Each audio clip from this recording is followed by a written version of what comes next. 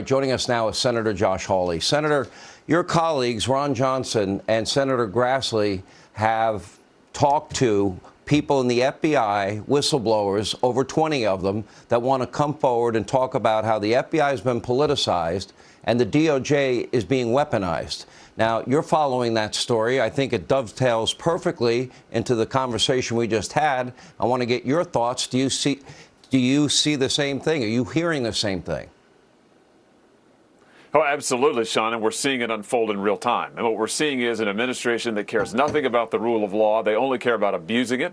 The only time they're interested in law enforcement is when they can use it against their political opponents, especially Donald Trump or anybody who supported Donald Trump.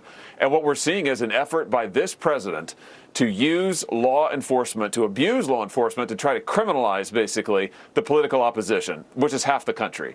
And it is unprecedented in our history, Sean, and it is extremely, extremely dangerous. In the meantime, you got people like this killer in Memphis. We're seeing shooting sprees. We're seeing murders. We're seeing carjackings all across the country, all across the country. Biden DOJ won't lift a finger to do anything about the crime spree that is hurting and killing Americans, but they've got all the time in the world to target their political opponents.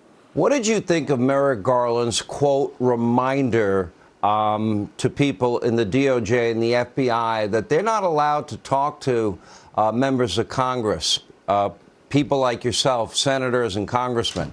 That sounded to me like a intimidation effort to silence people that are whistleblowers in light of Charles Grassley admitting all these whistleblowers are coming forward.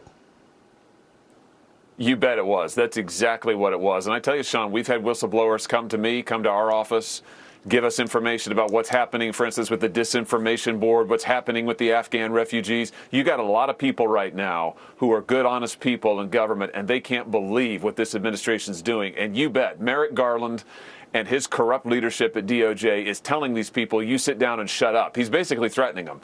And listen, these folks, whistleblowers, are protected under federal law. They are explicitly protected. And what we see is, once again, the Biden team saying, no, we're not going to abide by the law if it doesn't suit us. And they're trying to squelch these whistleblowers. They're trying to shut it down so they can continue to abuse our criminal justice system and abuse these institutions for their own political gain. It's wrong. Are these whistleblowers talking about people within the FBI protecting the Biden family, and more specifically Hunter Biden and the information on his laptop? Are these whistleblowers also talking about the large extent of investigations into parents that speak out at school board meetings? Are these whistleblowers out there talking about how if it's anything Donald Trump, there's a separate system of justice in the Department of Justice? Are they saying those things?